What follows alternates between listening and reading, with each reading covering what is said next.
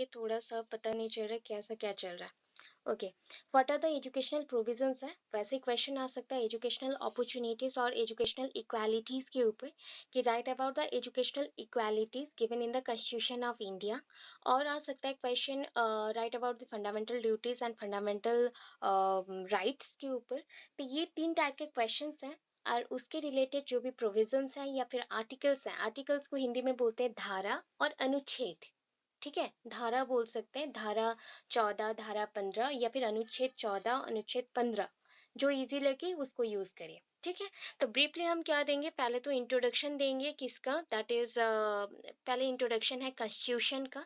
Constitution का introduction देने के बाद कॉन्स्टिट्यूशन किसने बनाया, कैसे बना, वो थोड़ा सा मेंशन करेंगे, ज़्यादा नहीं।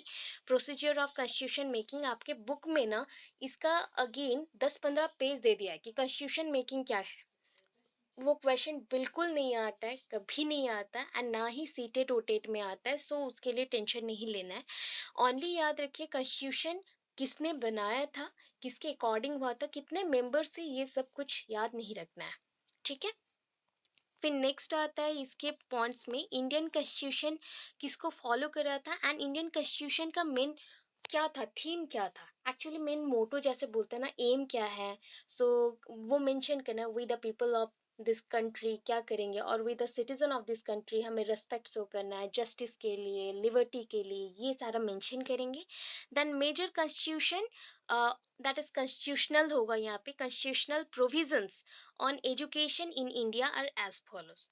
एजुकेशन के लिए जो भी प्रोविजंस हैं, जो भी आर्टिकल्स हैं, उसको मेंशन करना है। तो आर्टिकल 14 से लेके दोनों क्वेश्चन को मिला के जितने आर्टिकल्स हैं सबको लिखना है। सपोज आपके क्वेश्चन में मैक्सिमम मेंशन कर देगा कि आर्टिकल 14, 15, 16, 17, 18 लिखिए, कोई प्रॉब्लम नहीं, आप सारे आर्टिकल्स लिख लो, वो चलता है। हमारे टाइम में भी एक क्वेश्चन आया था एंड मैंने पूरे आर्टिकल्स को लिखा। अ, इससे क्या होता है ना, उसको पता चलेगा कि आपको सारे आर्टिकल्स पता है एंड आप एज ए टीचर थोड़ा एक्स्ट्रा दे रहे हो, तो इसमें कोई भी प्रॉब्लम नहीं है, आप टोटल आर्टिकल्स को एट ए टाइम लिख सकते हैं। ठीक है, जो भी एजुकेशनल रिलेटेड है, बिकॉज एजुकेशन रिलेटेड ओनली हम माइनॉरिटीज ग्रुप के लिए या फिर सोशली डिसएडवांटेज ग्रुप के लिए नहीं देख रहे, हम होल टोटल सब के लिए देख रहे हैं। तो male female minorities, ST SC PWD section, promotion of Hindi, promotion of other language, जो भी है सबके लिए देख रहे हैं, तो उसके रिलेटेड जितने भी आर्टिकल्स आएंगे सबको मेंशन करना है। ठीक है, सो फर्स्ट चलते हैं थोड़ा सा इंट्रोडक्शन में। हाँ, क्या बोले, फिर से बोलो। हाँ, ये लॉन्ग क्वेश्चन में ही आएगा, शॉर्ट में नहीं आता। ठीक है, okay. Introduction, the constitution of India was adopted on November 26, 1949। ये तो आप लोग बचपन से पढ़ते हो, दैट इज सिविक्स में हमने पढ़ा था, या फिर आप जितना भी हायर स्टडीज के लिए गए होंगे तो सोशल स्टडीज में कोई पढ़े होंगे, ईवीएस के कुछ पॉइंट्स में ये मेंशन होता है, जहाँ पे भी आर्टिकल्स के बारे में आता है तो वहाँ पे हम लोग इसको पढ़ते हैं। दैट इज आर्टिकल्स को एडप्ट किया गया। ठीक है, कॉन्स्टिट्यूशन ऑफ इंडिया कब आया, दैट इज आर्टिकल्स के थ्रू ही आएगा। दैट इज कॉन्स्टिट्यूशन बनाया जाएगा तो उसमें सारे आर्टिकल्स को मेंशन किया जाएगा। ये क्या होता है ना, चैप्टर वाइज होता है। जैसे कि आप बुक्स में इतने सारे यूनिट्स पढ़ते हैं, तो वैसे ही आर्टिकल्स को मेंशन किया गया है चैप्टर वाइज। जस्ट लाइक कुछ आर्टिकल्स हो गए एजुकेशन के लिए, प्रमोशन ऑफ एजुकेशन के लिए, कुछ आर्टिकल्स हो गए पॉवर्टी के लिए, पॉवर्टी रिलेटेड जो भी लिबर्टी है उसके लिए, कुछ आर्टिकल्स हो गए जस्ट लाइक जमींदार एक्ट को हटाना है, या फिर abolition of child labour, abolition of child marriage, ये सारी चीज़ों को हटाना है तो उसके अकॉर्डिंग। तो ऐसे चैप्टर वाइज डिफरेंट कंसेप्ट को मेंशन किया गया है, उसके अकॉर्डिंग आर्टिकल्स को लिखा गया है। तो यहाँ पे मेंशन किया गया है कि कॉन्स्टिट्यूशन ऑफ इंडिया को कब अडॉप्ट किया गया, that is on November 26, 1949 and came into force. Force में कब आया, दैट मीन्स इनैक्ट बोल सकते हैं।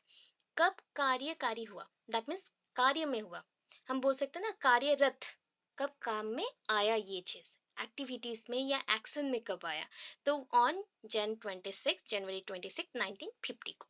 ये एक लाइन पूरा अच्छे से याद रखिए, इंट्रोडक्शन है, पहला इंप्रेशन बहुत अच्छा आएगा। The Constitution outlines the social philosophy. Actually social philosophy, social means तो आप जानते हैं सामाजिक हो गया, फिलोसॉफी मीन्स क्या है, what do mean by philosophy? Philosophy actually होता है नॉलेज। फिलोसॉफी ये जो टर्म है दो टर्म से आया है, ठीक है, philos and sophia, philos and sophia, ठीक है। सो एग्जैक्ट मीनिंग होता है कि किसी चीज का आप जो लव दिखाते हो ना, अफेक्शन दिखाते हो, जस्ट लाइक मैं फुल्ली डेडिकेटेड हूँ मेरे जॉब के लिए, या मैं फुल्ली डेडिकेटेड हूँ एजुकेशन के लिए, जो डेडिकेशन दिखाता है, लव है, अफेक्शन है, उसी को हम बोलते हैं यहाँ पे नॉलेज के लिए जो अफेक्शन आया, that is called philosophy, that is called philosophy. अच्छा, नॉलेज के लिए कौन सा डोमेन यूज करेंगे, कौन सा डोमेन यूज करेंगे? तीन डोमेन हमने पढ़ाया था, कॉग्निटिव, याद है, इफेक्टिव, साइकोमोटर। नॉलेज के लिए कौन सा यूज होगा? Cognitive, right. हाँ, कॉग्निटिव यूज होगा। तो यहाँ पे भी वही चीज है, फिलोसॉफी में सबसे बड़ा चीज होता है कॉग्निटिव, कॉग्निटिव डोमेन के थ्रू नॉलेज लेते हैं। तो आपको अगर आपका ब्रेन ही डेवलप नहीं रहेगा तो आप सोशियली भी डेवलप नहीं हो सकते, या फिर सोशल फिलोसॉफी को भी नहीं समझ सकते। मतलब हम बोल सकते हैं सामाजिक ज्ञान, ठीक है। इंक्लूडिंग इसमें और क्या क्या आएगा, एजुकेशनल राइट्स है, फंडामेंटल राइट्स है, ड्यूटीज है for the development of education in India. At a time हम सारे पॉइंट्स को मेंशन करेंगे, बिकॉज दो क्वेश्चन के लिए एट ए टाइम प्रिपेयर करें, मैक्सिमम आपको याद नहीं रहेगा, इसलिए मैंने दोनों क्वेश्चन को मिक्स करके करवाया, ठीक है। Educational rights and fundamental rights and duties. तो एजुकेशनल राइट्स भी हो गए, फंडामेंटल राइट्स भी हो गए, ड्यूटीज भी आ गए for the development of education in India, ठीक है। एजुकेशन जो भी हमारा डेवलपमेंट चाहिए, हमारा डेवलपमेंट किसके थ्रू पॉसिबल होगा, शिक्षा के थ्रू। तो शिक्षा के लिए उसका डेवलपमेंट होना जरूरी है, जैसे कि आप लोग ऑलरेडी पढ़ चुके हो, DPEP, MDM, that is midday meal scheme, SSA, RT, ये सारे पढ़ चुके हैं। तो इसका मेन मोटो क्या था, एजुकेशन को बढ़ावा देना, that is the promotion of education in India. तो उसको हम इस राइट्स के थ्रू भी सपोर्ट दे रहे हैं, ये आर्टिकल्स के थ्रू सपोर्ट दे रहे हैं। Indian constitution was originated from Magna Carta of England. अच्छा, अभी माग्ना कार्टा वर्ड सुने हैं कि नहीं, ये सुन नो, पहले सुने हैं? कहाँ सुने थे? हाँ, कहाँ सुने थे? याद करिए सब, कहाँ सुने हो? वुड डिस्पैच में ही सुने, वुड डिस्पैच, हाँ। तो वहां पे हमने फर्स्ट क्या पढ़ा था, 1813 में चार्टर एक्ट आया, चार्टर एक्ट आया, उसके बाद हंटर कमीशन आया, बहुत सारे ऐसे ही चार्टर एक्ट आते गए। जस्ट लाइक मैंने मेंशन किया था, नाउ ए डेज हमें क्या चाहिए, बहुत सारे एजुकेशनल प्लान चाहिए, क्या करने के लिए, जस्ट लाइक कोई भी चीज इम्प्लीमेंट करना हो, कोई भी चीज को काम में लाना हो, एजुकेशन सिस्टम में चेंजेस लाना हो, परिवर्तन लाना हो, या रिवोल्यूशन लाना हो, विप्लव लाना हो, तो हम क्या करते हैं, कोई एक प्लान बनाते हैं। अभी ये प्लान होता है ऑर्गेनाइज्ड मैनर में, मतलब इसको बहुत अच्छे से सजा के भेजा जाता है, कौन से काम में लैकिंग रहा है, मतलब वहाँ पे कमियां हैं, तो उस कमियों को पूरा करने के लिए प्लानिंग्स बनते हैं, एजुकेशनल प्लान्स हम बोलते हैं उसको। अभी इस एजुकेशनल प्लान्स के अकॉर्डिंग हमने क्या मेंशन किया, पहले के टाइम पे वैसे ही कुछ प्रोविजंस आते थे, वैसे ही कुछ एजुकेशनल प्लान्स आते थे इन the form of act, in the form of act के तौर पे आते थे। तो पहला जो एक्ट था, उससे पहले भी बहुत सारे थे जो कि एजुकेशनल चेंजेस लेके आया 1813 में ब्रिटिशर्स के through, that is called charter act, ठीक है। अभी चार्टर एक्ट, हर एक एक्ट को हम चार्टर एक्ट बोल सकते हैं, इफ उतना ही रिवोल्यूशन वो लेके आए, अगर वो इतना ज्यादा ही चेंजेस लेके आया तो जितने भी चार्टर एक्ट ब्रिटिश पीरियड में आए हैं ना, तो सबसे बड़ा चार्टर एक्ट था वो डिस्पैच, बिकॉज वो लास्ट था एंड उसने बहुत सारे चेंजेस किए थे, ठीक है। पर एनम उन्होंने 1 लाख रुपीज खर्चा किया स्कूल्स के पीछे, एजुकेशन सिस्टम के लिए। एजुकेशन सिस्टम में एस टी एस एंड जो भी जनरल सिस्टम्स हैं उनके लिए, उनके बच्चों के लिए डेवलपमेंट किया। देन वुमेन्स के लिए भी सोचा, एजुकेशन सिस्टम में बहुत कुछ सोचा, बट लैकिंग यही था कि वेस्टर्न फिलोसॉफी एंड लिटरेचर को उन्होंने सपोर्ट किया था, नॉट इंडियन फिलोसॉफी को। तो उस पॉइंट पे उनका जो पूरा रिपोर्ट था उसको हमने बोला था मैग्ना कार्टा, ठीक है, मतलब जो कि सबसे बड़ा होता है, ठीक है, बड़ा चार्टर एक्ट था, जो सबसे हाईएस्ट पॉइंट पे रहे एंड बहुत सारे चेंजेस लेके आए, उसको हमने वहाँ पे मेंशन किया था मैग्ना कार्टा। तो वैसे ही इंग्लैंड का जो भी आपका कॉन्स्टिट्यूशन था ना, उसको भी मेंशन किया जाता था एजुकेशन के बेसिस पे। ये कॉन्स्टिट्यूशन बहुत ही अच्छा आर्टिकल्स लिखा था इंग्लैंड में, ठीक है। तो उसी को देख के इंडिया में ओरिजिनेट किया गया, या फिर ओरिजिनेशन वहां से आया एंड यहाँ पे तैयार किया गया, बनाया गया, या फिर हमने बनाया Indian education system of constitution. So constitution में एजुकेशन रिलेटेड जितने भी चेंजेस आए, कॉन्स्टिट्यूशन बने, सब कुछ हुआ इंग्लैंड की कॉन्स्टिट्यूशन को देख के। हो गया ये है। क्या वो सोशल डिप्राइव्ड सेक्शन में भी काम करेगा, बैकवर्ड सेक्शन के लिए भी काम करेगा, माइनॉरिटीज ग्रुप के लिए भी काम करेगा, एंड वुमेन जो बोला जाता है कि फिजिकली मेंटली बहुत ही टॉर्चर होते थे उस पीरियड में, तो उनके लिए भी काम करेगा। तो इस अकॉर्डिंग ये सारे पॉइंट्स को माइंड में रखते हुए कॉन्स्टिट्यूशन को हम बनाना स्टार्ट करेंगे। The first meeting of constitution making was held in 9 दिसंबर 1946। अच्छा, मेरा वॉइस आ रहा है क्या? Yes or no? Am I audible?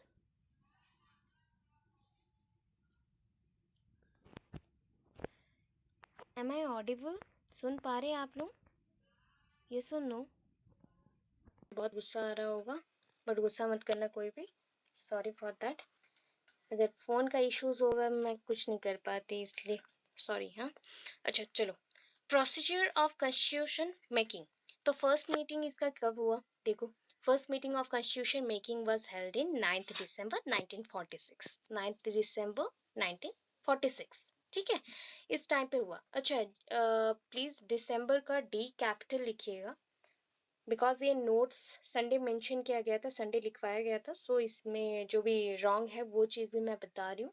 सो जो भी बच्चे लिखो करेक्शन कर लेना अपने कॉपी में, ठीक है।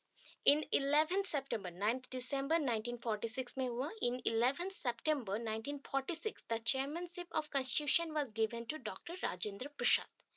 सो किसी के नेतृत्व में तो होगा ना ये चीज़, किसी के लीडरशिप में या किसी के अंडर में तो ये होगा। तो उसका चेयरमैनशिप किसने लिया? डॉक्टर राजेंद्र प्रसाद ने। तो उनके अंडर पे ये पूरा बनने को स्टार्ट हुआ, ठीक है। अभी नेक्स्ट हम क्या करेंगे, थोड़ा सा मेंशन करेंगे कि डॉक्टर राजेंद्र प्रसाद का कौन से पॉइंट में उन्होंने रिजोल्यूशन लाने को चाहा, दैट मीन्स चेंजेस कहाँ पे उन्होंने किया। सो एंड नेक्स्टली 13 दिसंबर 1946 doctor Rajendra Prasad mention the objectives और objective resolution with the collaboration of the Jawaharlal Nehru. आपके बुक में भी ये मेंशन है, और भी बहुत पर्सन्स का नाम है। पूरा एक संस्था बना था, दैट इज ऑर्गेनाइजेशन बना था, एंड वहाँ पे बहुत सारे स्टेट्स के डिफरेंट पर्सन्स को बुलाया गया था, एंड डिफरेंट टाइप के जो एजुकेशन सिस्टम है उस पर बात हुई थी, एंड उसको लेके जो भी लोगों का प्रॉब्लम्स है उसको साथ कोलैबोरेट करते हुए चले थे। तो यहाँ पे दो पर्सन एक साथ मिलके काम किए, डॉक्टर राजेंद्र प्रसाद, एंड उनके साथ जो भी रिजोल्यूशन चाहिए, जो भी हम बोलते हैं कि ऑब्जेक्टिव्स, एम्स बड़ा होता है एंड ऑब्जेक्टिव छोटा होता है, तो छोटे छोटे स्टेप्स लेना चाहिए, स्टेप्स लेके रिजोल्यूशन विप्लव लाना चाहिए। तो उसके लिए किसके साथ हाथ मिलाया उन्होंने? जवाहरलाल नेहरू जी के साथ। This objective resolution was accepted, ये जो भी चेंजेस लाया गया, एंड उसके बाद एक कॉन्स्टिट्यूशन बनाया गया, संविधान का जो पूरा बुक बनाया गया, तो उसको पार्लियामेंट में कब एक्सेप्ट किया गया? 22 जनवरी 1947 में, ठीक है, 22 जनवरी 1947 में, ठीक है। अभी हो गया इंडियन कॉन्स्टिट्यूशन के बारे में लिखें। ये भी अगर सपोज आपको ज़्यादा लगा, सपोज आप एग्जाम में लिख नहीं पाए, तो ऊपर का जो ये 3-4 पॉइंट्स हमने मेंशन किए ना, उतना लिख के स्टार्ट कर सकते हैं प्रोविजंस, ठीक है। तो ये थोड़ा सा एक्स्ट्रा है, कोई भी लिखना चाहते हो लिख लेना, बिकॉज एग्जाम्स में जितना भी हो सके एंड तक सारे क्वेश्चंस को कंप्लीट करके आना, कोई भी क्वेश्चन को छोड़ के मत आइएगा। छोड़ के आओगे, अगर रेस्ट पोर्शन थिंक या अरे टाइम हो गया छोड़ देते, तो छोड़ के आने से मार्क्स नहीं मिलते, ठीक है। इंडियन कॉन्स्टिट्यूशन के बारे में थोड़ा मेंशन करेंगे। ये तो मेंशन रहता है कि प्रियम्बल में क्या क्या है, कॉन्स्टिट्यूशनल और प्रियम्बल में मेंशन किया जाता है, बहुत डिफिकल्ट वर्ड्स में है, बट उसके अकॉर्डिंग थोड़ा सा इजी किया गया है एंड यहाँ पे लिखवाया गया है। We the people of India आप सिटीजन भी यहाँ पे मेंशन कर सकते, कोई प्रॉब्लम नहीं। हैविंग रेस्पेक्ट टू कॉन्स्टिट्यूशन, आपको क्या करना है, रेस्पेक्ट देना है, किसको, कॉन्स्टिट्यूशन को। into a sovereign, socialist, secular, democratic republic and to secure all its citizens justice, economic, social, political liberty of thoughts, expression, belief, faith, worship, equality of status, equality of opportunity and promotion among all. सो यहाँ पे जो points है उसको break करके छोटे छोटे parts में comma कर करके लिखना है, ठीक है। सो क्या है, पहले हमारे नेशन को ना सोवरेन नेशन बोला जाता है, इसको हम बोलते हैं सार्वभौम, ठीक है। सारे धर्म यहाँ पे रह सकते हैं एंड सारे धर्म अपने हिसाब से रह सकते हैं, यहाँ पे कोई भी डिस्क्रिमिनेशन नहीं चलेगा कि तुम्हारा धर्म ये नहीं बोलता, मेरा धर्म ये बोलता है, तो तुम्हें ऐसे चलना है वैसे चलना है उसके अकॉर्डिंग, ठीक है।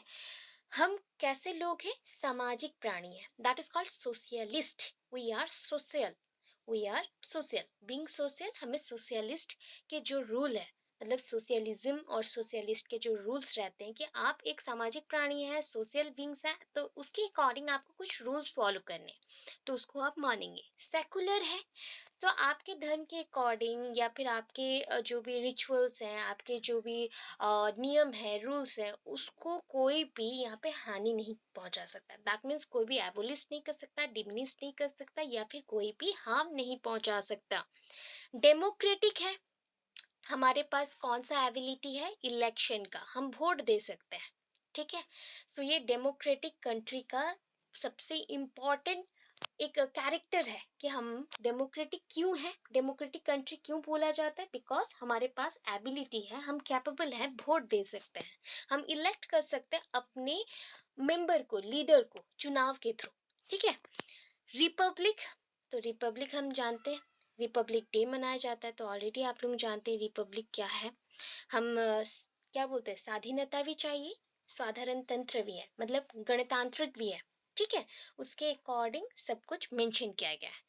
And to secure all its citizens, यहाँ पे लोगों का जो भी सिटीजन है हम, तो उनका कौन सा सिक्योरिटी चाहिए, कौन सी चीज़ों पे, दैट इज जस्टिस के बेसिस पे, लॉ के अकॉर्डिंग। अगर एक लॉ के अकॉर्डिंग हम ये बोले कि नहीं, गर्ल्स को कोई भी अपॉर्चुनिटीज नहीं मिलेगा, या फिर छोटे बच्चे हैं तो उनको अगर कुछ भी टॉर्चर होता है, उनको कोई भी हम लॉ के अकॉर्डिंग कुछ भी नहीं बोलेंगे क्योंकि वो बहुत छोटे हैं, तो उनको कुछ भी हो जाए हम नहीं बोलेंगे, तो ऐसा कुछ भी नहीं है। एज यहाँ पे मैटर नहीं करता है, एज को छोड़ के, धर्म को छोड़ के, लॉ सबके लिए है, समान है, इक्वालिटी बिफोर लॉ, ये आर्टिकल नंबर 14-15 में मेंशन होगा। And no discrimination according to caste, creed, sex, gender, ये सब भी मेंशन होगा अभी। तो उसके बेसिस पे जस्टिस सबके लिए सेम होता है, जस्टिस, रूल्स, रेगुलेशन सबके लिए सेम है। इकोनॉमिक के केसेस में भी हमें हेल्प उतना ही मिलेगा। बहुत सारे ऐसे भी आर्टिकल्स हैं जहाँ पे अगर सपोज हम ओल्ड एज के हैं, ठीक है, ओल्ड एज के हो गए हैं, अराउंड 60-70s के हैं, एंड घर से हमें हमारे बच्चों ने निकाल दिया, ठीक है। तो उस टाइम पे तो वो क्या हो गए, गरीब हो गए, उनको खाना पीना या फिर जॉब या नौकरी, कुछ भी छोटा मोटा काम चाहिए वो जैसे रह सके, तो उसके लिए भी गवर्नमेंट ने बहुत कुछ सिस्टम्स निकाला है जिसके थ्रू लोगों को हेल्प मिल सके, जो भी ओल्ड एज के हैं या फिर बहुत ही गरीब हैं, पॉवर्टी लाइन पे रहते हैं, उनको हेल्प मिल सके, तो वो सारा पॉइंट्स है। Liberty of thought, social, political, आप जानते हैं अभी मैंने बोला था, पॉलिटिकल तो चुनाव के रिलेटेड, इलेक्शन के बेस्ट पे हो जाएगा, वोटिंग के रिलेटेड, सोशल सामाजिक हो गया। लिबर्टी ऑफ थॉट, आपको फ्रीडम है, आप अपना पॉइंट ऑफ व्यू कहीं पे भी रख सकते हैं, ओपिनियन रख सकते हैं, आपके पॉइंट ऑफ व्यू को, ओपिनियन को हम उतना ही रेस्पेक्ट देंगे जितना कि एक एमएलए एमपीज के देते हैं, तो उतना ही रहेगा, बट आप ठीक जगह पे ठीक से बात करेंगे, तो उतना होने से आपको लिबर्टी है, लिबर्टी ऑफ थॉट्स है, छूट है, आपको उतना छूट है। एक्सप्रेशन का, कोई भी एक्सप्रेशन आप शो करना चाहते हैं, तो ऐसे बोला जाता है ना कि बॉयज रोते नहीं है, तो ये कोई भी कॉन्स्टिट्यूशन में लिखा नहीं है कि लड़के रोते नहीं है, ये सोसाइटी ने बनाया है, सोसाइटी जेंडर रूल्स बनाता है, ठीक है, जेंडर के बेसिस पे वर्क बनाता है, रूल्स बनाता है, रेगुलेशंस बनाता है, एंड उसका ही एक स्टेरियोटाइप चलता है। एंड वैसे ही जो हमारे ट्रांसजेंडर्स, जो भी भाई बहन हम बोलते हैं उनको, तो वो जो पर्सन्स हैं उनको भी स्कूल जाने का पूरा हक है, वो भी स्कूल जा सकते हैं, जॉब कर सकते हैं, सारे फैसिलिटीज हैं। बट सोसाइटी ने ऐसा कर दिया है, जो कॉन्स्टिट्यूशन का जो पॉइंट है उससे हट के लोग अभी काम कर रहे हैं। तो बहुत सारी चीजें हम फॉलो नहीं करते हैं, ठीक है। तो उस अकॉर्डिंग एक्सप्रेशन में भी आपको अगर रोना है, आप खुल के रो सकते हो, कोई प्रॉब्लम नहीं है। बीच रास्ते रो, चलेगा, कोई वैसा भी प्रॉब्लम नहीं है। आपका एक्सप्रेशन है, आप इमोशन शो करना चाहते हो, आप हैप्पी होना चाहते हो, तो ये भी छूट है आपको। इक्वालिटी का छूट है, इक्वालिटी भी मिलेगा सबको। छूट मीन्स क्या है, that is there is no discrimination according to inequality. Inequality caste creed के बेसिस पे नहीं होना चाहिए, रेसेस या फिर हम बोलते हैं जो कल्चर ने बोला इसके अकॉर्डिंग, संस्कृति ये बोलता है तो ये नहीं करना चाहिए। तो अभी भी बहुत सारे चीज़ों पे चल रहा है, जस्ट लाइक हिजाब के अकॉर्डिंग चलता है। अगर गर्ल्स हिजाब पहन के स्कूल्स आए तो उनमें प्रॉब्लम है, बुर्का पहन के आए तो प्रॉब्लम है, यूनिफॉर्म होना चाहिए, एक सिविल कोड होना चाहिए। तो ये सारी चीज़ें हैं जहाँ पे अभी भी प्रॉब्लम चल रही है। उसके अकॉर्डिंग जब ज़रूरत पड़ता है तो हमारा कॉन्स्टिट्यूशन भी बदलता है, कॉन्स्टिट्यूशन का कुछ कुछ पार्ट बदलता है एंड उसी के अकॉर्डिंग क्लॉजेस बनते हैं। Clause 1A, clause 1B, 1C ऐसे करके मेंशन होता है। कुछ जगह पे only article number A, article number B ऐसे भी मेंशन होता है। दैट इज ये नंबर का ए, दैट इज 51A हो गया तो 51B भी है। तो ऐसे पार्टीशंस भी है, ठीक है। जहाँ पे लगता है कि रूल्स बहुत बड़ा है तो वहाँ पे ब्रेक करके भी करते हैं। तो ये अकॉर्डिंग इक्वालिटी ऑफ स्टेटस होगा, equality of opportunity and promotion among all. देखो, equality of status and equality of opportunity ये इक्वल अभी तक नहीं हुआ है।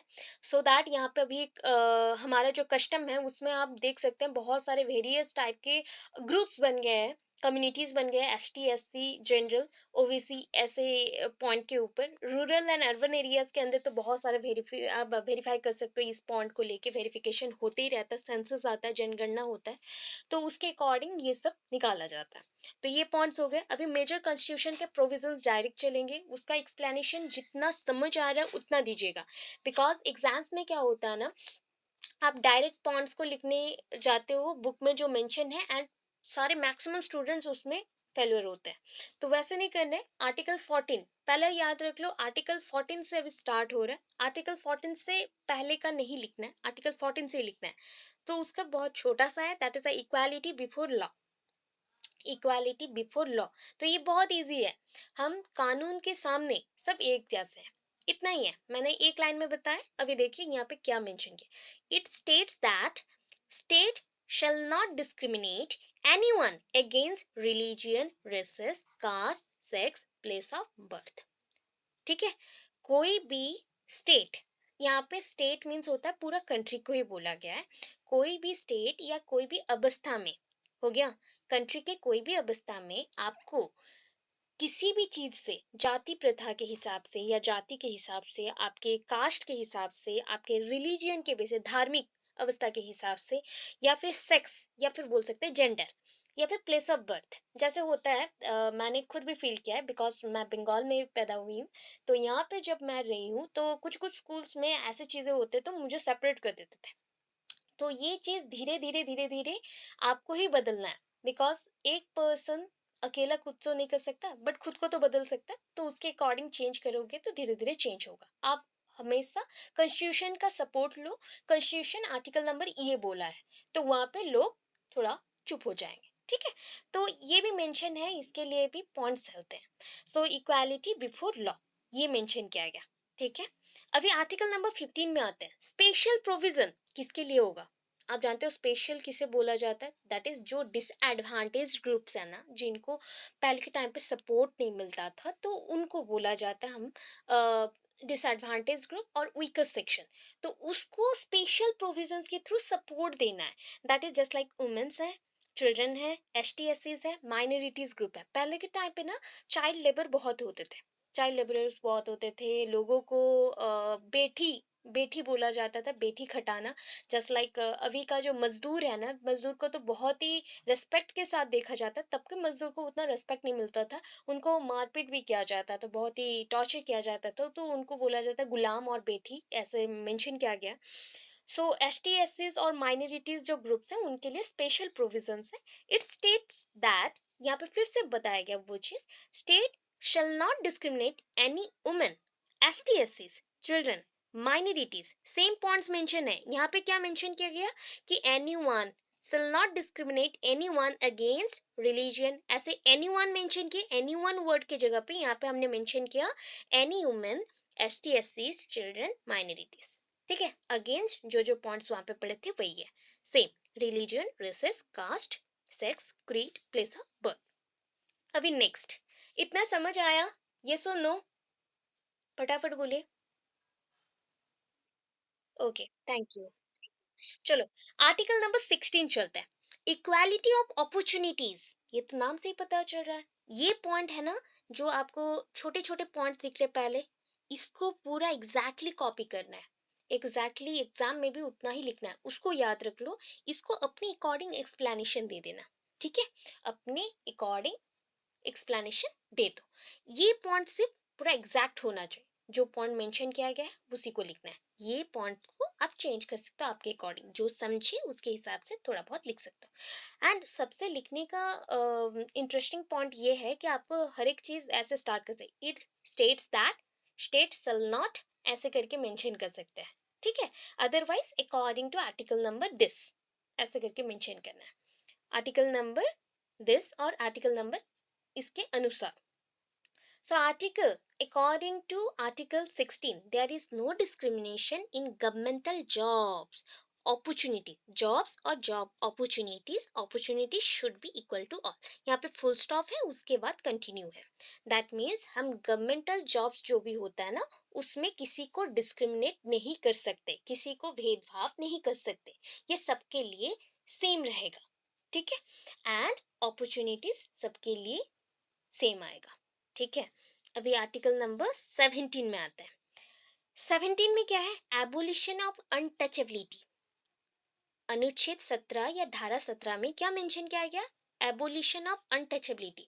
पहले के टाइम पे अगर मूवी देखो, एक मूवी का नाम बोलते हो लगान, ठीक है, वहां पे देखे होंगे एक पर्सन था जिसको जात पात के नाम से उसको पूरा, हाँ कचरा, उसको अलग रखा गया था। ठीक है, लास्ट में वही गेम जिताता है, दैट मीन्स वो बहुत हेल्प करता है वो गेम के लिए। तो ये चीज है कि हम सेपरेट किसी को नहीं कर सकते। तो अनटचेबिलिटी का जो पॉइंट था तब, जात पात या फिर छूत अछूत, वो चीज को हटाना है, एबोलिशन, हटा लो। ठीक है, हटाना है। So according to article 17 there is no touchability untouchability in areas, any areas में कोई भी टचेबिलिटी अनटचेबिलिटी का केस नहीं होगा। ठीक है, बहुत सिंपल सा वर्ड में लिखा गया। आर्टिकल नंबर 18 अभी आ गया टाइटल्स के ऊपर, एबोलिशन ऑफ टाइटल्स। ठीक है, पहले के टाइम पे ना बहुत टाइटल्स मिलते थे, जस्ट लाइक अभी बोला जा सकता है उसको उपाधि। ठीक है, हम अगर हिंदी में बोले उपाधि बोलते हैं। जस्ट पहले के टाइम पे ब्रिटिशर्स को अच्छे काम करते थे तो क्या मिलता था, सार और लॉर्ड, ऐसे बोला जाता था ना। सेम थिंग उस टाइम पे जो भी हिंदूज थे, अगर बहुत अच्छा काम करते थे तो उनको भी वैसे ही उपाधि मिलते थे बहुत अच्छे अच्छे से। तो उसको हटाना था, वो चीज को बैन किया गया कि ये नहीं चलेगा। So according to Article 18, representation of titles should be banned. Representation, जो कोई लोग अपना उपाधि के लिए बहुत ही जैसे किंग टाइप का फीलिंग लेके आते हैं ना कि जस्ट मैं ऐसा हूँ, मैं ऐसा एक्सप्रेस करूंगा, तुम लोग मेरे नीचे हो, ऐसा कोई भी पर्सन नहीं शो कर सकता। इसीलिए उपाधि और टाइटल्स को बैन कर दिया गया, मना कर दिया गया कि इस चीज को और नहीं दिया जाएगा। देन यहाँ पे देखिए थोड़ा सा चेंज किया गया है, article number right to equality जो एबहव मेंशन किया गया है ना, वहाँ पे इस पॉइंट को ऐड कर लीजिएगा प्लीज। इतने तक में क्या कंप्लीट हो गया, आर्टिकल नंबर 14 to 18 कंप्लीट हो गया। 14 to 18 कंप्लीट हो गया। ये कौन सा है, हमारा जो फंडामेंटल राइट्स है, फंडामेंटल ड्यूटीज है, उसमें से राइट टू इक्वालिटी एक है। ठीक है, फंडामेंटल राइट और एक है, that is right to equality. उसके बाद और भी फंडामेंटल राइट्स आएंगे। तो ये कंप्लीट हुआ ये 4 आर्टिकल्स के through, abolition of titles, abolition of untouchability, और क्या था, equality before law, and there is no discrimination, और special provisions for womens, ST, SC, childrens, minorities. ये 4 हमने पढ़ लिया। ठीक है, अभी नेक्स्ट चलते हैं आर्टिकल नंबर 19 से। तो राइट टू फ्रीडम आ गया, right to freedom, right to freedom article number 19 से 22, 19, 20, 21, 22, तो उसके अकॉर्डिंग मेंशन करें। तो आर्टिकल नंबर 19 में कौन सी चीजों के बेसिस पे लिबर्टीज मिली है, छूट मिली है, थोड़ी सी हम बोलते हैं ना फ्री फ्री फ्री, वैसा छूट यहाँ पे है। क्या है? फ्रीडम टू एक्सप्लेन, कोई भी चीज को एक्सप्लेन करने के लिए मौका मिलेगा।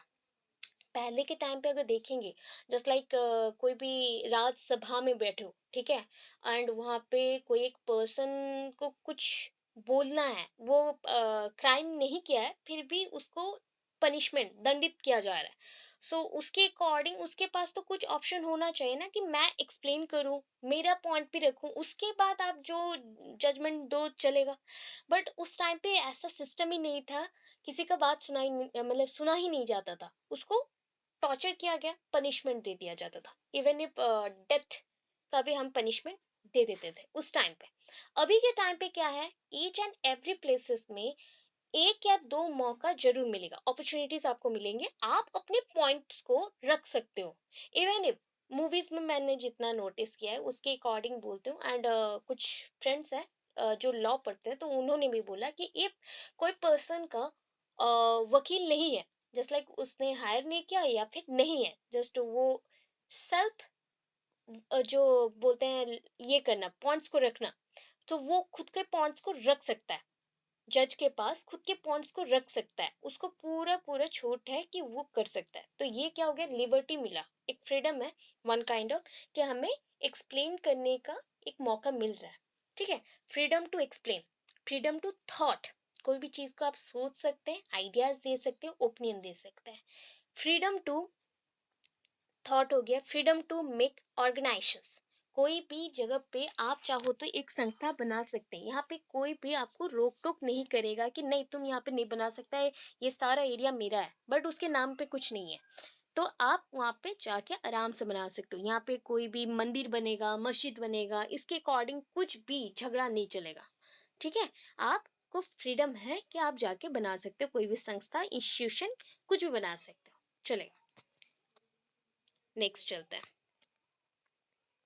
आर्टिकल नंबर 17 में, अच्छा 19 के बाद यहाँ पे थोड़ा सा आई थिंक अगेन भेज दिया गया है ये पेज। ओके, तो ये मेंशन किया गया, freedom to explore new things, freedom to explore new things. ठीक है, 6 चीज के बारे में फ्रीडम है। एक तो आपने पढ़ा थॉट का, एक्सप्लेन कर सकते हैं, थॉट कर सकते हैं, या फिर न्यू ऑर्गेनाइजेशन एस्टैब्लिश कर सकते हैं। After that freedom to explore new things, नया चीज एक्सप्लोर कर सकते हैं, बना सकते हैं या फिर खोज सकते हैं, जो ढूंढना बोलते हैं ना, नए चीज को कोई ढूंढ देता है, इन्वेंशन, इन्वेंशन आप कर सकते हैं। Freedom to trade and income, that is business कर सकते हैं, बिजनेस करना या फिर इनकम सोर्स बढ़ाना, वो सब आप कर सकते हैं। फ्रीडम टू ट्रैवल, कहीं पे भी दुनिया में आप चाहो तो कहीं पे भी घूम सकते हो, कोई प्रॉब्लम नहीं है। स्पेशली ये कॉन्स्टिट्यूशन इंडिया का है, तो इंडिया का मैं अगर यहाँ पे हूँ तो मैं इंडिया के कोई भी साइट्स पे जा सकती हूँ, हमें यहाँ पे रोक टोक नहीं होगा। अच्छा, नेक्स्ट देखते हैं, आर्टिकल 20 एंड 21 में क्या मेंशन है। ये सारे आर्टिकल्स थोड़ा सा यूजफुल कम है, सो इसलिए ओनली पॉइंट्स मेंशन करेंगे, एक्सप्लेनेशन नहीं देंगे। आर्टिकल नंबर 21, 20, सॉरी 20, 21 एंड 22 का, बाकी सबका एक्सप्लेनेशन फिर से देना है। ठीक है, आर्टिकल नंबर 20 एंड 21 में क्या मेंशन है, guarantee the right of life, dignity and status, आपको जीने का हक है। ठीक है, डिग्निटी, दैट इज आपको रेस्पेक्ट का भी हक है, आपको पूरा पूरा रेस्पेक्ट देना है। आपकी लाइफ इतना इजी नहीं है, वैल्यूएबल लाइफ मिलता है, सो उसको रेस्पेक्ट ऑलवेज देना है। इसके अकॉर्डिंग ना कॉन्स्टिट्यूशन में ये भी मेंशन किया गया है कि आप फांसी नहीं लगा सकते खुद को, सेल्फ जो हम खुद को बोलते हैं कि हम हाथ काट दिए या फिर कुछ कर लिए, खुद को हम जो नुकसान पहुंचाते हैं, तो वो सारी चीज़ों को हम नहीं कर सकते अकॉर्डिंग टू कॉन्स्टिट्यूशन, बट फिर भी लोग मरने के लिए करते ही हैं।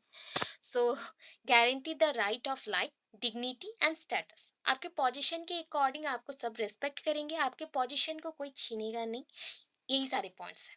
ठीक है, आर्टिकल 22, 22 क्या प्रोवाइड करता है, provides safeguard against arbitrary arrest and detention, आप अगर जस्ट लाइक अर्बिटरी मीन्स यहाँ पे कोई फिक्स पॉइंट नहीं है।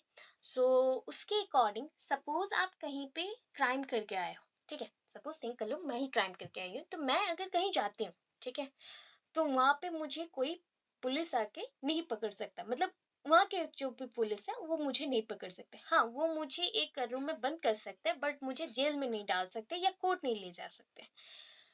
मुझे जिस एरिया में मैंने क्राइम किया वहां की पुलिस जाके मुझे पकड़ेगी। तो ये पॉइंट्स भी है।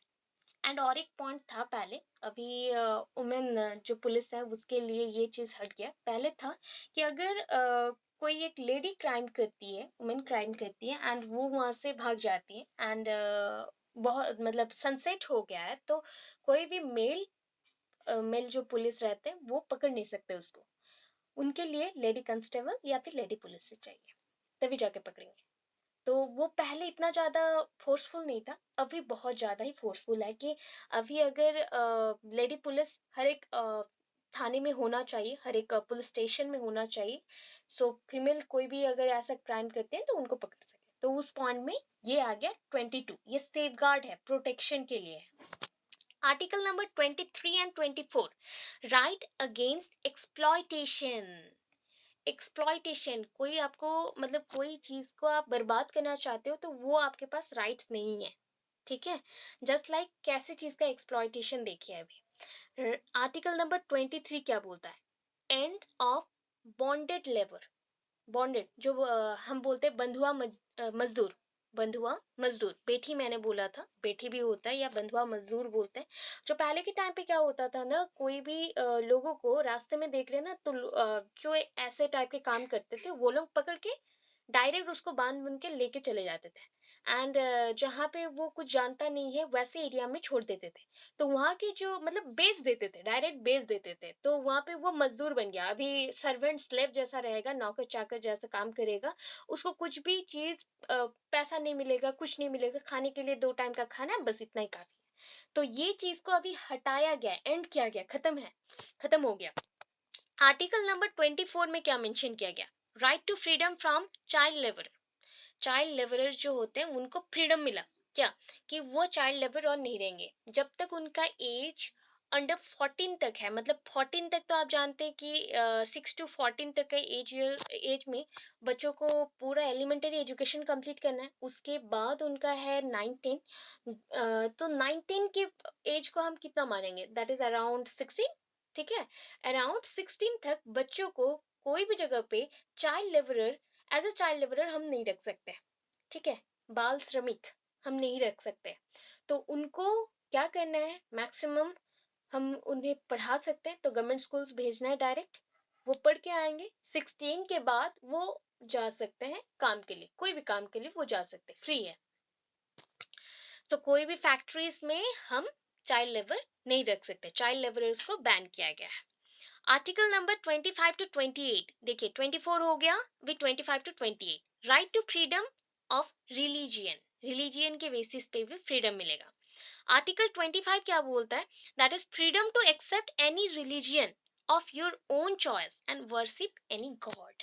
ये आपका खुद का चॉइस है। आप हिंदू हैं अभी, आप चाहो तो क्रिश्चियनिटी ले सकते हैं, आप चाहो तो इस्लामिक में भी जा सकते हो, मुस्लिम हो सकते हो, एंड कोई भी भगवान को आप पूजा कर सकते हो। ये टोटल आपका चॉइस है, ठीक है। बहुत सारे एक्टर एक्ट्रेसेस ये चीज करते हैं, मतलब उन्होंने चेंज नहीं किया अपने धर्म को, बट वो मुस्लिम होके भी गीता पढ़ सकते हैं, हम हिंदू होके भी बाइबल पढ़ सकते हैं, हम हिंदू होके कुरान भी पढ़ सकते हैं। ये कॉन्स्टिट्यूशन बोलता है।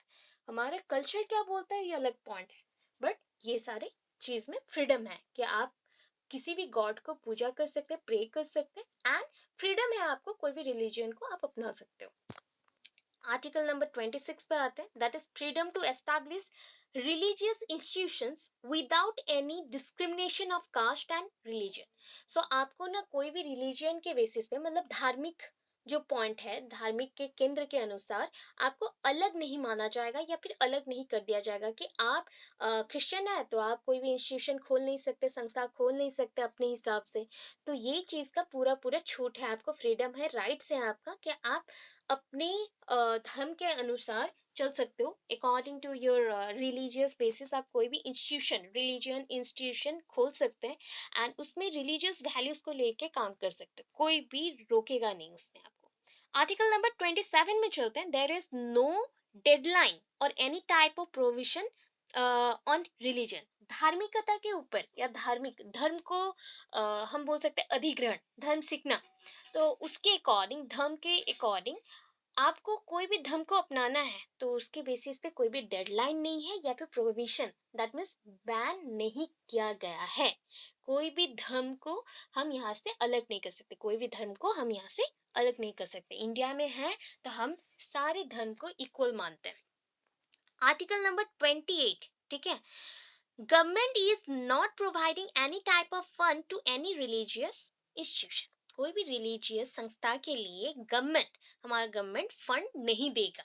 आपको चलाना है, आप अपने फंड्स को इकट्ठा कर सकते हो, डोनेशन वेस्ट रख सकते हो, कुछ भी रख सकते हो। जस्ट लाइक अभी के कुछ पब्लिक स्कूल्स को देखिए, पब्लिक स्कूल्स में गवर्नमेंट का सपोर्ट नहीं रहता है, गवर्नमेंट का सपोर्ट नहीं है, ओनली ऑथराइजेशन रहता है कि हाँ ये चला सकते हैं। अदरवाइज कोई भी गवर्नमेंट का सपोर्ट नहीं रहता है कि फंड्स आएगा, ये आएगा, वो आएगा, कुछ नहीं होता है। ये टोटली डोनेशन बेस पे चलता है, ठीक है। ग्रांटिंग एड्स उसमें नहीं होता है। सो यहाँ पे government is not providing, government कुछ भी नहीं प्रोवाइड करेगा, कोई भी टाइप का फंड प्रोवाइड नहीं करेगा किस पे, रिलीजियस इंस्टीट्यूशन पे। अभी आर्टिकल नंबर 29 एंड 30 में आते हैं। दैट इज आर्टिकल 29 एंड 30 क्या है, right to culture and education. Right to culture and education. Suppose पूरा याद नहीं रहा, इतना जो ब्रैकेट में मेंशन किया गया है इतना याद रख लेंगे तो भी चलेगा। अकॉर्डिंग टू आर्टिकल 29, पहले 29 का देखते हैं। That is any community which has language and script of its has the right to conserve and develop them. Suppose मैं एक धर्म की हूँ, तो मैं कौन सी धर्म की हूँ, हिंदू, हिंदुत्व को लेके चलूंगी। तो मेरा स्क्रिप्ट कौन सा है, दैट मीन्स मेरा लैंग्वेज का स्क्रिप्ट कोई होगा ना। मतलब मैं जैसे, मेरा स्क्रिप्ट क्या है बताइए, भगवत गीता, ठीक है। जो भी पहले का चीज है जिसे हम बोल सकते हैं कि इसी को पढ़ के हमने बहुत सारी चीजें सीखा, लाइफ में बहुत कुछ सीखा, ऐसे टाइप का। तो क्रिश्चियनिटी के अकॉर्डिंग क्या है, बाइबल। उसी के तरह अगर इस्लामिक में चलते हैं तो Quran.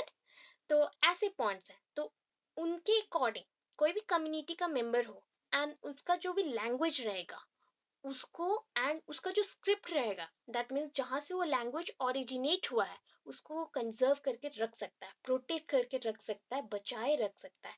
And generation after generation, एक वंश से दूसरे वंश को, दैट इज हमारा जेनरेशन एक आया, इसको बोलते हैं आनुवंशिक, जैसे बोलते हैं ना, वही पॉइंट है, जेनरेशन आफ्टर जेनरेशन हम इसे चला सकते हैं।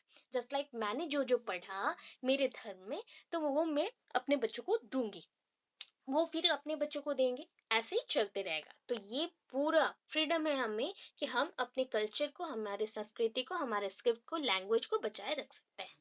Article number 30, there is no discrimination against admission in state aided institution. तो आपको कोई भी जगह पे क्या नहीं किया जाएगा, डिस्क्रिमिनेशन, भेदभाव नहीं किया जाएगा। किस लिए, एडमिशन करने के लिए। कहाँ पे, स्टेट एडेड इंस्टीट्यूशन, जो स्टेट के अंडर जो संस्थाएं हैं या फिर स्कूल्स हैं, वहाँ पे आप एडमिशन लेना चाहते हैं तो आपको मना नहीं किया जाएगा। जस्ट लाइक रिलीजियस इंस्टीट्यूशंस में, सपोज ये देख लीजिए, मैं कुछ स्कूल्स का नाम बोल रही हूँ, सपोज कार्मेल है, सेंट पॉल्स है। ये सारा पहला जब स्कूल स्टार्ट हुआ था, किसने स्टार्ट किया, Christianity, that is Christian father थे एंड कुछ लोग आए थे जो कि बोल सकते हैं ये सारे ब्रिटिशर्स के ही ये है, डेरिवेटिव्स हैं, सब आए हैं वहां से, डिसेंडेंट्स बोल सकते हैं इनको। तो उन्होंने ही बनाया, ठीक है, इसलिए उनका नाम क्या है, सेंट है, या कन्वेंट स्कूल्स बोल सकते हैं, पब्लिक स्कूल्स बोल सकते हैं। तो वहाँ पे क्या है कि ओनली ब्रिटिशर्स पढ़ेंगे ऐसा तो नहीं है, इंडिया में और ब्रिटिशर्स नहीं रहे तो ओनली क्रिश्चियन बच्चे पढ़ेंगे, ये भी नहीं है। वहाँ पे मुस्लिम भी जा सकते हैं, वहाँ पे हम भी जा सकते हैं, हिंदू भी जा सकते हैं, पंजाबी भी जा सकता है, सब पढ़ सकते हैं, ओडिया जो भी है, आदिवासी जो भी है, सारे बैकवर्ड क्लासेस पे सब कोई पढ़ सकते हैं। तो इसीलिए ये पॉइंट को मेंशन किया गया कि स्टेट एडेड इंस्टीट्यूशन जो भी रहा, स्टेट के फंड के थ्रू जो जो इंस्टीट्यूशन चल रहा है, अगर ऐसे कुछ इंस्टीट्यूशन है जहाँ पे क्रिश्चियनिटी के अकॉर्डिंग उन्होंने स्टार्ट किया है, बट वहाँ पे बच्चे ओनली क्रिश्चियनिटी के अकॉर्डिंग नहीं पढ़ेंगे, वहाँ पे सारे बच्चों को अलाउ किया जाएगा, that is just like Hindu हो गए, मुस्लिम हो गए, सारे बच्चों को हम अलाउ करेंगे। Article number 32, right to constitutional remedies. Remedies means होता है उपचार, ठीक है। कॉन्स्टिट्यूशनल रेमिडीज, कोई पॉइंट पे अगर कोई कॉन्स्टिट्यूशन का पॉइंट अगर गलत हो या फिर उसको कोई मान नहीं रहा है, ऐसा कुछ बात आया, तो उसमें ये उपचार भी हम लेंगे, ठीक है। तो ये क्या है, ये right without remedy is a meaningless formula, sorry, formality, formality बोल रही थी, फॉर्मेलिटी। सो अगर आपका राइट है, कोई भी आपका राइट है, जस्ट लाइक आपके पास अधिकार है, बट उसका कोई उपचार नहीं है। आपका राइट है बट आपको पता नहीं है कि उसको कैसे यूज करना है, क्या करना है, तो उसका कुछ वैल्यू रहा क्या? नहीं। तो ये फॉर्मेलिटी की वजह से हमारे पास रहा, मीनिंगलेस फॉर्मेलिटी बन के रहा कि हाँ मेरे पास है बट मुझे पता नहीं है मुझे कैसे यूज करना है, कहाँ यूज करना है और किस लिए यूज करना है। Indian constitution mention various rights, बहुत सारे राइट्स हैं, इसके अधिकार है to its citizens, and in order to make these rights effective, इसको इफेक्टिव करने के लिए, मतलब बहुत ज्यादा यूजफुल करने के लिए, इट इंक्लूड्स, इसमें क्या इंक्लूड किया गया, some remedies in the form of article, कुछ रेमेडीज को, उपचार को रखा गया आर्टिकल्स के तौर पे, ठीक है। अभी आर्टिकल 350 एंड 351, अच्छा यहाँ पे और एक आर्टिकल मेंशन होगा 51, आर्टिकल नंबर 51, जो कि 51 ए ही है, ठीक है। कहाँ पे मेंशन है, डायरेक्टिव प्रिंसिपल्स पे मेंशन है। प्लीज यहाँ पे आर्टिकल 350 से पहले उसको मेंशन करेंगे, ठीक है, समझ आया? कहाँ पे मेंशन करेंगे, आर्टिकल नंबर 350 से पहले आर्टिकल 51 को मेंशन करेंगे, प्लीज मेंशन है, ओके, होगा ना, भूलेंगे नहीं तो। हेलो, ओके, ऐसे साइलेंट हो जाएंगे तो मैं पूरा डर जाऊंगी कि कहाँ चले गए सारे बच्चे। चलो, आर्टिकल नंबर 350, इंस्ट्रक्शन इन मदर टंग, मदर टंग को आप यूज कर सकते हैं, जो भी इंस्ट्रक्शंस हैं, जो भी आप इंस्ट्रक्ट करेंगे वो सारे मदर टंग में होगा। The state shall be provide adequate facilities to promote the instructions in mother tongue, instructional ideas mention कर सकते हैं, अगर गलती से इंस्ट्रक्शनल लिख दिया तो इंस्ट्रक्शनल आइडियाज मेंशन कर दीजिए, instructional ideas in mother tongue. So ये है आपको कि कोई भी स्टेट आपको डिस्क्रिमिनेट तो नहीं करेगा लैंग्वेज के वेरिएशन में, ये तो ऑलरेडी हम पढ़ चुके हैं, लैंग्वेज के बेसिस पे स्क्रिप्ट रख सकते हैं, पढ़ लिए। अभी आर्टिकल 350 बोलता है कि आप अपनी मदर टंग में इंस्ट्रक्शंस दे सकते हैं, इसके लिए स्टेट आपको क्या करेगा, दैट मीन्स कंट्री आपको क्या करेगा, सपोर्ट, एडिक्वेट फैसिलिटीज देगा, जितना हो सके उतना पॉसिबल में फैसिलिटीज देगा कि तुम लोग यूज करो, ठीक है। ये हो गया, कोई भी, जस्ट लाइक मैं उड़ीसा में हूँ तो मैं कौन सा लैंग्वेज यूज करूंगी, उड़िया। आप लोगों को भी बोला गया मेजोरिटी पर्सन्स क्या यूज करेंगे, उड़िया यूज करेंगे, ऐसा नहीं है आप अदर जगह पे गए एंड वहां पे बोलेंगे कि मैं अपना लैंग्वेज बोलूंगी, नहीं, वहां पे जो लैंग्वेज है आप उसको सपोर्ट करेंगे, उसी लैंग्वेज में इंस्ट्रक्शंस देंगे एंड उसके साथ खुद की लैंग्वेज को भी बचाए रखेंगे, ऐसा नहीं है खुद की लैंग्वेज को छोड़ देना है, बस बचाए रखना है, ठीक है।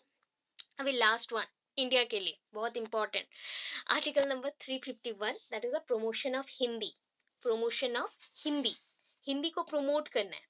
So it is the special responsibility of the centre to develop the national language, that is Hindi. हमें क्या करना है, ईच एंड एवरी सेंटर में, कौन सा सेंटर, एजुकेशनल सेंटर, ठीक है। सो शिक्षा केंद्र बोल सकते हैं, शिक्षा के केंद्र में क्या करना है हमें, ये आपका रेस्पॉन्सिबिलिटी होना चाहिए, स्पेशल रेस्पॉन्सिबिलिटी होता है सारे सिटीजन्स का कि आप आपके नेशन में जो नेशनल लैंग्वेज है उसको प्रमोट करें, उसको डेवलप करें। सो दैट इज, वो कौन सा लैंग्वेज है, हिंदी है, ठीक है। समझ आया इतना, ये सुन नो,